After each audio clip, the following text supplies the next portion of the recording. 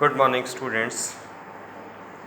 Welcomes you all in the mathematics class of BSc second year at Government College, Suratgarh.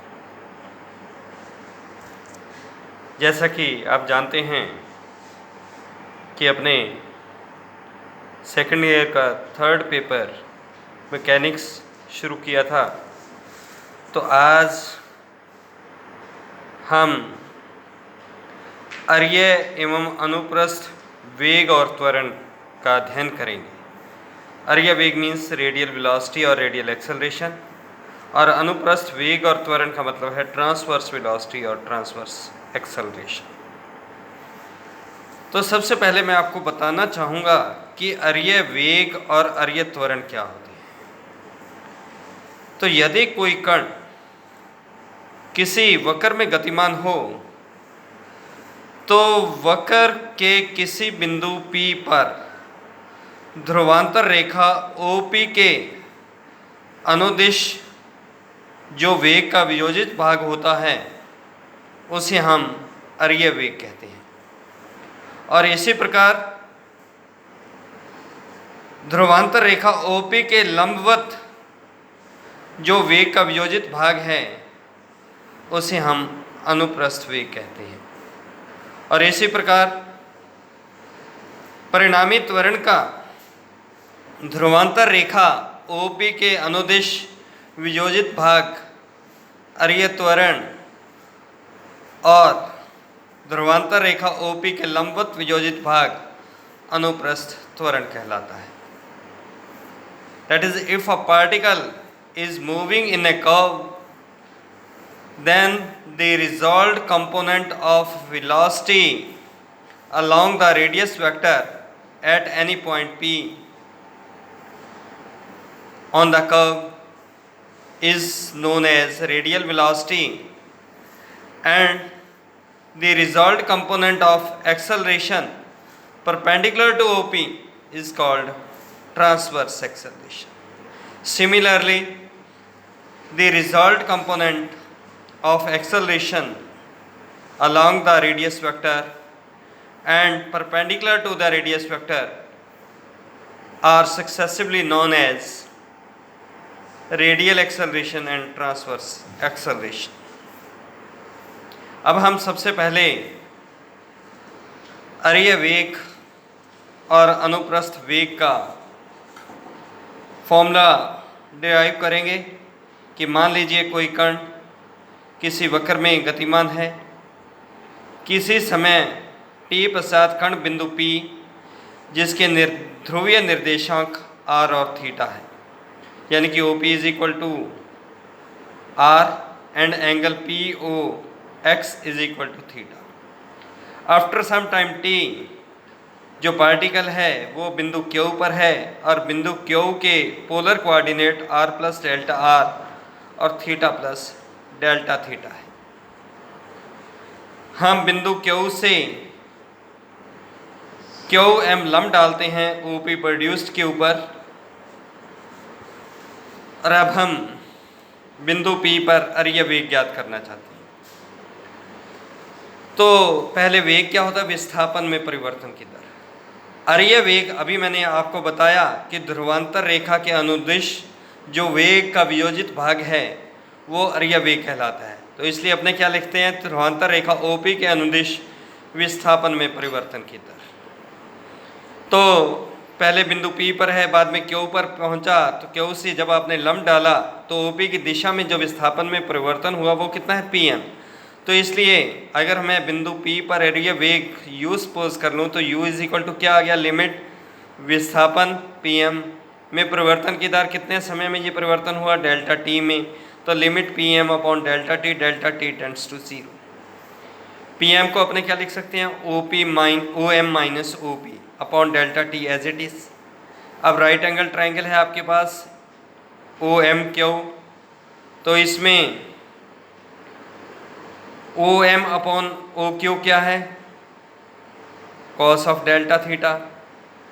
तो OM is equal to क्या आ गया? OQ cos delta theta. तो OQ का मान कितना है? R plus delta R. तो ये हो गया R plus delta R cos of delta theta minus O P R upon delta T. क्योंकि delta T tends to zero है तो इसका मतलब क्यू टेंड्स टू पी हुआ, क्यू टेंड्स टू पी है तो डेल्टा थीटा क्या हो गया, टेंड्स टू ज़ीरो, यानी कि नेग्लिजिबल स्मॉल वैल्यू। तो कॉस डेल्टा थीटा की expansion when delta theta negligible small हो तो इसको अपने क्या कह सकते हैं, 1। तो इसलिए कॉस डेल्टा थीटा का मान मैंने 1 रखा। तो आपके पास क्या आ गया, limit R plus delta R into 1 minus R upon delta T. R से आर कैंसिल हो गया तो ये आ गया limit delta R upon delta T, यानी कि D R by D T. D R by D T को आप आर डॉट से रिप्रेजेंट कर सकते हैं। इसी प्रकार से बिंदु पी पर अनुप्रस्थ वेग यानी कि ट्रांसवर्स वेलोसिटी, तो अनुप्रस्थ वेग मैंने क्या कहा था कि ओपी के लंबवत जो वेग का वियोजित भाग होता है वो हमारा अनुप्रस्थ वेग कहलाता है। तो इसलिए v is equal to O P के लंबवत विस्थापन में परिवर्तन की दर, लंबवत डायरेक्शन में विस्थापन कितना हुआ था हमारे पास, क्यू एम। तो इसलिए मैंने लिखा limit Q M upon delta T tends to zero. तो वही right angle triangle O M Q में O M upon O Q sine of delta theta, तो ओ एम क्या आ गया, O Q sine delta theta. तो ये हो गया R plus delta R sine of delta theta upon delta T. Delta theta क्योंकि नेग्लिजिबल स्मॉल है तो इसलिए साइन ऑफ डेल्टा थीटा की वैल्यू मैंने क्या ली, डेल्टा थीटा, क्योंकि साइन एक्स की एक्सपेंशन क्या होती है, x minus x cube by factorial 3 and so on.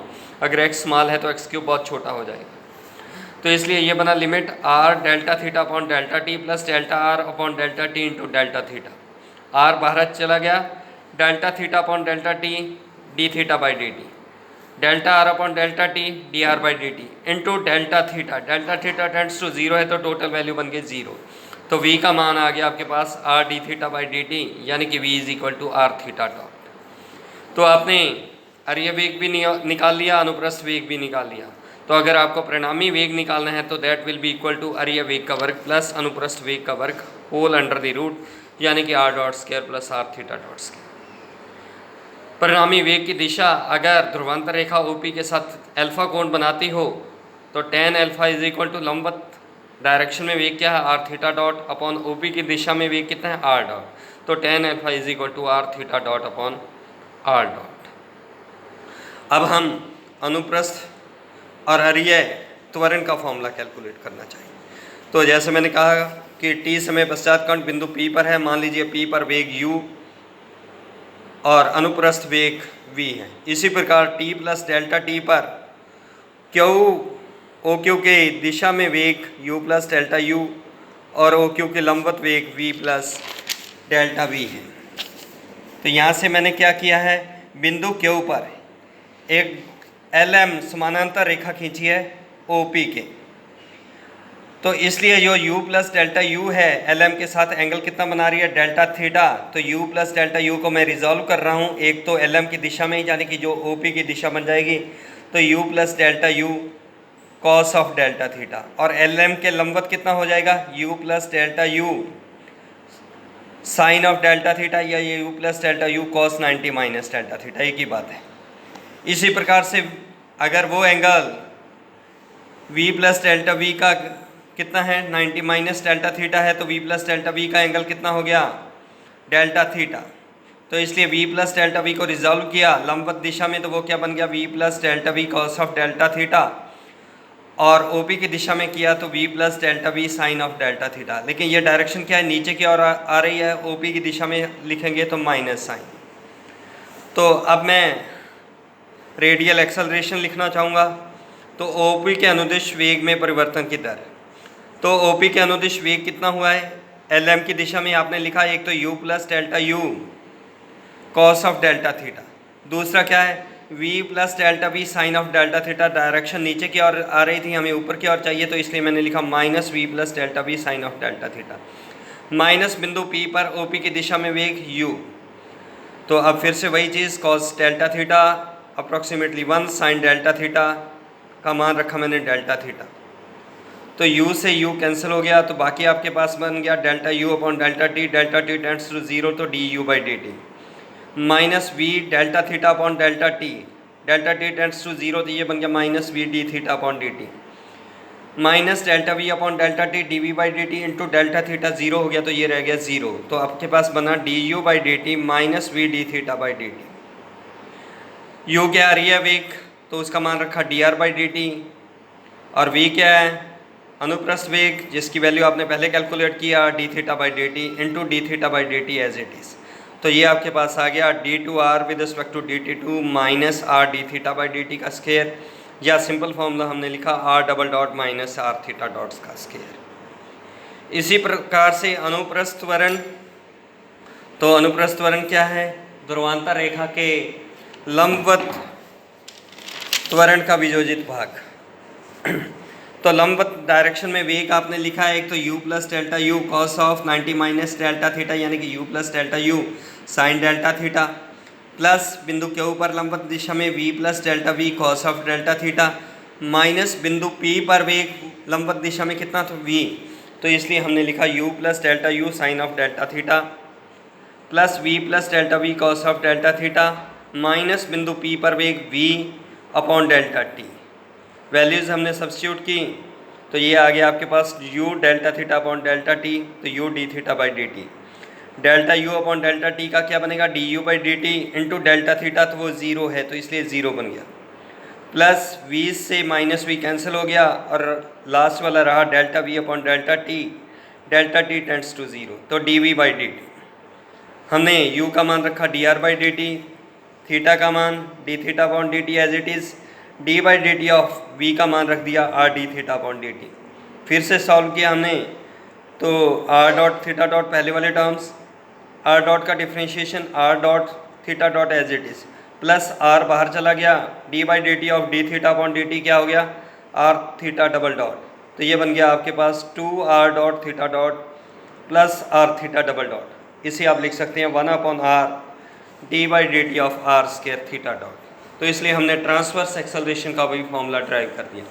अगर परिणामी त्वरण निकालना है तो परिणामी त्वरण अरीय त्वरण का स्क्वायर प्लस अनुप्रस्थ त्वरण का स्क्वायर, यानी कि R double dot minus R theta dot का square plus one upon R D by D T of R square theta dot, इसका होल स्क्वायर। अगर परिणामी त्वरण की दिशा ओपी के साथ बीटा कोण बनाती है तो tan beta is equal to transverse acceleration upon radial acceleration.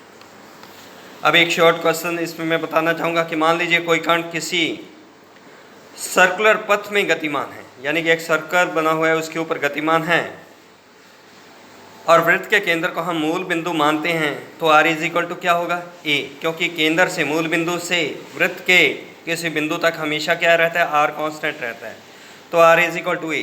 r is equal to a होगा तो रेडियल एक्सेलरेशन रेडियल वेलोसिटी आपने ड्राइव की थी D R by D T, तो r is equal to a constant है, तो radial velocity क्या है, अगर कोई कण किसी सर्कल में गतिमान है तो उसकी रेडियल वेलोसिटी स्टेप ज़ीरो होती है।